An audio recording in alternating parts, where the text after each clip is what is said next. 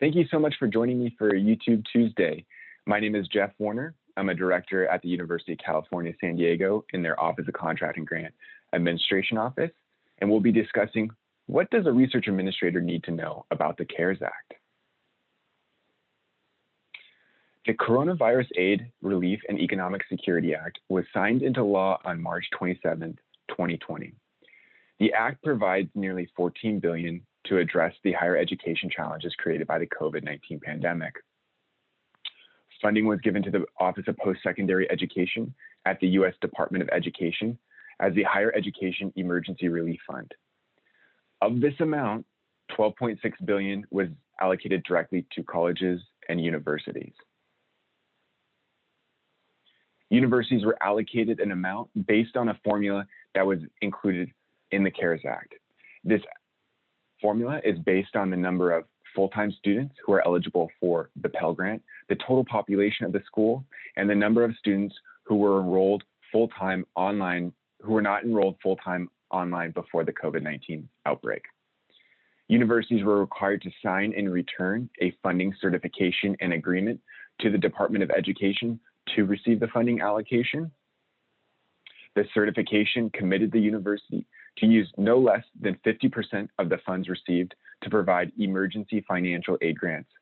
Collectively, it's being referred to as the student portion. These grants go to eligible students for expenses relating to the disruption of the university operations due to COVID-19. The universities may also use up to 50% of the funds they receive to cover any costs associated with significant changes to the delivery of instruction due to the COVID-19 pandemic. Collectively, this is being referred to as the institutional portion.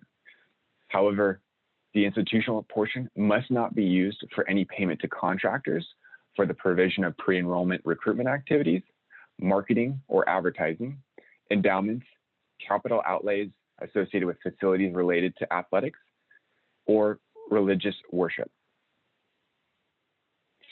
As part of the CARES Act funding, each institution is responsible for certain reporting requirements. The student portion required posting of financial information 30 days after receipt of funding. The report detailed how the funds were being used and at what rate the funds were being allocated to students.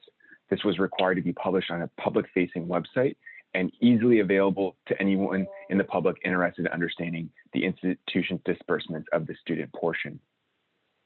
The first quarterly report for the institutional portion was due on October 30th. It is a form that the U.S. Department of Education has made available on their website. This form must be completed and published in the same location as the financial information for the student portion. Again, a public-facing website that is easily located by the public to ensure that the CARES Act funding is being used in accordance with the CARES Act. There is also an annual reporting requirement that is due each year in January, the first being due at the end of January 2021. And there is a form that each university is required to complete and fill out both for the student and institutional portion of the funding. The U.S. Department of Education opened up the portal for the annual reporting on January 5th. The portal closes on February 1st. All institutions that did receive this CARES Act funding are required to submit this annual report via the U.S. Department of Education's portal for the CARES Act. There are a number of resources if you have any questions about the CARES Act reporting requirements available on the U.S. Department of Education's website, which I have linked here.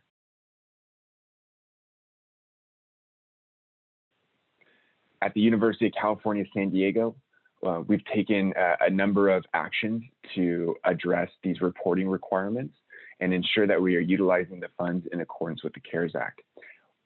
We organized a working group at the start of the COVID-19 pandemic to look at issues, both financial and research, as it relates to the CARES Act. The working group includes representatives from across the campus, including leadership from both the general and health sciences portions of campus. It includes representatives from general accounting, post-award accounting, student financial aid and risk management. We also have representatives from the contract and grants office on the working group. I am the member of the working group for our contracts and grants group. I did help support the submission of the certificate and funding agreement. I'm also available to answer any questions about various federal regulations as they relate to the CARES Act as an expert in understanding federal guidelines as it relates to funding. Our working group meets every week to discuss financial matters. Again, not just the CARES Act funding, but we also look at other things such as FEMA and research awards that we have received. It is a very collaborative group, and we found it to be very helpful in ensuring that, again, we're meeting all of our reporting requirements, no matter the funding source, and again, includes representatives from across the campus. If you have any questions about the CARES Act reporting, please feel free to reach out to me. I've included my email address here. I would be happy to discuss any of these questions with you in depth. Thank you, and have a great day.